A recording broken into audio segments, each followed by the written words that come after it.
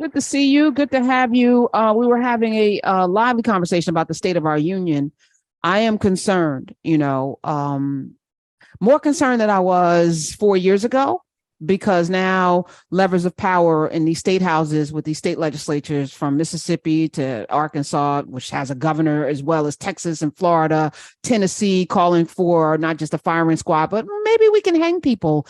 It is, to me, really, really dangerous where we are. And there are a lot of people on the bandwagon. And the fact that Trump got more votes the second time after we went through a pandemic of disaster with the chloride, with the bleach and all of that, more people showed up to vote for him. I'm not optimistic about where we are right now. Are you? Yeah, the state of the union is precarious and the outcome is uncertain. And I agree with you. We've got these runaway state legislatures that think they can do anything they darn well please, trying to deny folk their right to vote, trying to deny women their right to any bodily autonomy or, decision making over their own reproductive rights. I mean, I don't want to get my blood pressure going right away, but when you have a Supreme Court that revoked women's constitutional privacy rights that had been in place for 50 years after those judges promised us in their Senate confirmation hearings that Roe has nothing to worry about from me. Settled precedent, stare decisis. I love me some Roe v. Wade. Just put me on the Supreme Court. The minute they got on the Supreme Court, they walked Roe v. Wade deep into the woods and killed it dead, which put the lie, Karen, it put the lie to their confirmation testimony. And the reason I say the State of the Union is precarious and the ending is unwritten, things are uncertain, it's because we have thus far let those people of privilege, let the ruling class criminals get away with those lies. 4,500 tips about Kavanaugh's unsuitability to serve on the Supreme Court, uninvestigated. We're letting them get away with their lies. And I have to tell you, I thought it was going to get better. When President Biden took over, I thought, perhaps naively, now we're actually going to get after the ruling class criminals. Who are we getting after? We're getting after the boots of the insurrection, the people Donald Trump lied to and said, go attack the Capitol or you won't have a country anymore. That's all we're doing. No, how about we go after the command structure of the insurrection who gave the order to attack? And if we don't do that soon, then we are lost. Then we will not keep, I believe we will not keep our republic. I agree. Maybe we don't deserve a republic.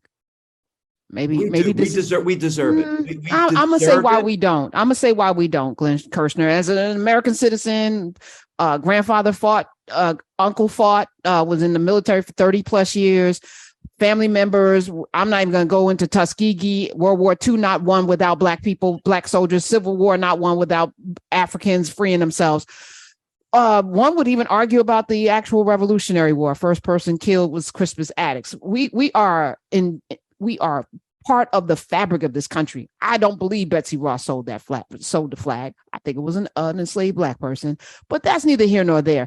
I'm going to say the reason why we probably never had, why the republic, this democracy was alive from the beginning, because when those framers of the Constitution wrote, we hold these truths to be self-evident, that all men are created equal, endowed with inalienable rights to life, liberty, and the pursuit of happiness, they were all enslaving people. And they knew it was wrong, right? So the hypocrisy started from the beginning. And unless we start with a new constitution, we're going to always kind of be putting salve on cancer. That's where we are. So we've never admitted that this country was founded in hypocrisy and in blood and in genocide, enslavement, and dehumanizing and lies. We've never had that conversation. And now they're trying to erase it from schools. Yeah, I mean, we know it. I think most thinking people know it. I think people who lean forward and embrace things like empathy and kindness and diversity and inclusivity, just plain old decency, I think they know it. I think we know it. That's why I say I think we deserve the republic that we know we can have. But we, I'll put myself in the category, we are not the ones who are not making the rules, but refusing to apply the rules as they should be applied to everybody, because they're not being applied to the ruling class criminals, to the American oligarchy. And unless and until we get right with that, well, then no, we're not going to have the republic that I do think we deserve. You and I, yes, and the people listening, yes, we the people, in order to form a more perfect union, we do deserve better, but we also must demand better, right? So I feel like, we have abdicated our power to the ruling class. We've allowed for them to divide us by race, by creed, by any means necessary. We've allowed ourselves to otherize other people to buy into a system because it gives us just a little bit more benefit. Well, at least it's not me, and I can always move out of harm's way, right? Those who can. So I'm ask you, because I think we're at a really serious come to Jesus moment in our nation's history, and I'm using that on purpose. How do we hold this system accountable? How do we force, because if anything, I have listeners who believe the Democrats are just like the Republicans. I don't believe that. I don't get into partisan politics. I think we're dealing with power. So I believe anybody in power wants to stay in power. Before you came on, someone said, well, what about Gavin Newsom running against Joe Biden? Gavin Newsom actually wants to be president. He could not be president if he primaries Joe Biden. There's too much at stake. So he's going to get in line, because the power is more important than actually running for something that matters. What are your thoughts on that? What will it take for these people, the Trumps, the folk in Congress who now have the power, the people who fomented this insurrection now have even more power than they had 2 years ago? How do we hold them accountable? Yeah, I mean, it typically all falls to the vote. But when our votes are not respected, well, then voting alone is not necessarily enough. Trump and his criminal cabal, right? That whole command structure of the insurrection did their damnedest to try to take our vote away from us and install a president unconstitutionally for a second term. If the vote is not enough, I hate to think, what is the next step beyond, I will say, Karen, I have had in the back of my head for years now, the line from the Beatles song, "You say you want a revolution?" And I don't advocate violence as a political tool, but here's the thing. If our vote alone is not enough because it's not going to be respected, well, then somebody please tell me, what is the next step beyond that? I think fundamentally, the one thing that we have to see, if we have any hope of moving forward, is accountability for the folk who just committed, big ticket crimes against we the people in violation of the laws of the United States. When you commit a federal crime, you're committing a crime against the people of the United States.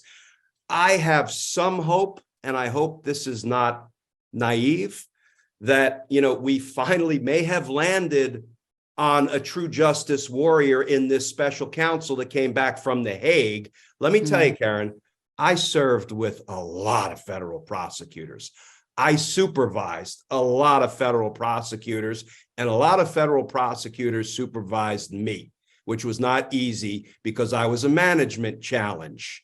Because when they told me you can't bring that case, I said, in my actions, well, you can go ahead and demote or fire me, because I think this case needs to be brought, because we have victims and communities out there who deserve to have their day in court and their chance at moving in the direction of healing. I usually won that battle, but I didn't always win the case that I brought, which I'm okay with. And this brings me back to Jack Smith.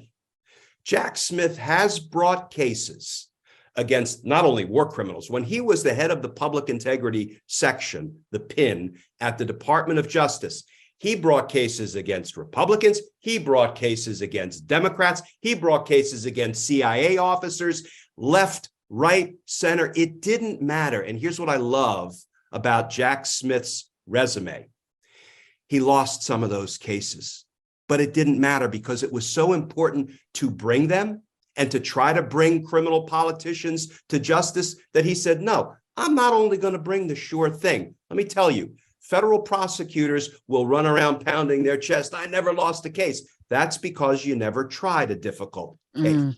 You know, Jack Smith is not afraid to bring difficult, politically charged cases. And when he left the Department of Justice, he didn't go to some cushy law firm to earn the big bucks. I never spent one day of my life in a law firm, and I never will. I will put roofs on houses. I will work on commercial fishing boats. That's where I come from as a gutter kid from Jersey. But I will not go to a law firm and try to chase the almighty dollar, which is why I'm sitting here in my little homemade office fighting for justice as best I can from the outside after 30 plus years as a Fed. Jack Smith didn't go out to make he went to The Hague to get after war criminals. What does that tell you about where his heart is and just how determined he is to bring really bad folk to justice? I hope I'm not miscalculating that. No. So why is Jared Kushner still walking around, not prosecuted? No, we know he took money from the Saudis. We know this. Where did Trump get his money after going bankrupt 6 times? But yet he was able to not just run for president, be president with compromised interest. I'm not even talking about January 6th. I almost said 9/11, but it's all the same. I'm not even talking about January 6th. Like, no investigation into where his money comes from. Letitia James has, done some things in New York, to follow the money. But you're right. So if it doesn't happen, first of all, how do we make it happen? Because I don't want to have a circular conversation and frustration about what people aren't doing. We, the people, have to make it happen. How do we make it happen? It's a question with no good answer. Beyond the vote, which is ordinarily how we get to have a say in our government and what happens, but we have seen that has not worked out so good for us. Here's what I will say. First of all, I tell people, just because Trump hasn't been indicted yet does not mean he won't be indicted. I don't think for a minute District Attorney Fani Willis down there in Fulton County went through all the work of getting authorization to impanel a special grand jury. She dragged 75 witnesses in there by the scruff of their neck, weak little boys like Lindsey Graham and Mike Flynn and Rudy Giuliani, who went running to the court looking for the judges to protect them. Don't make me testify about Donald Trump's crimes. I don't want to. Little Lindsey ran all the way up to the Supreme Court. And even the Supreme Court said, shut up and go testify. And they did. 75 witnesses Fani Willis put before that grand jury, and not a one of them wanted to testify. Then she got a report out of that special grand jury. And God bless Emily Kors. People can say, well, she's quirky in the way she communicated, and maybe she shouldn't have talked all about what was going on in the grand jury. Most importantly, Judge McBurney vouched for her and said, no, she did exactly what she was entitled to do under the rules and under the laws of Georgia. So I don't want to hear the Trump lackeys pulling out the fainting couch because, oh my God, a grand juror talked. She was permitted to talk. And what did she tell us? Among other things, read between the lines. When she was asked, did you recommend Trump be indicted? She said, we focused on that phone call, find me 11,780 votes, and there will be no surprises. Nobody's going to be shocked. And so on top of that, she said, and more than a dozen people we recommended to be indicted. Do you really think Fani Willis went through all that work and all that trouble to get that report only to say, never mind, I'm not indicting anybody? I'm telling you, I'm not a betting man. I would bet Fani Willis is going to indict Donald Trump. I'm sure she wants to.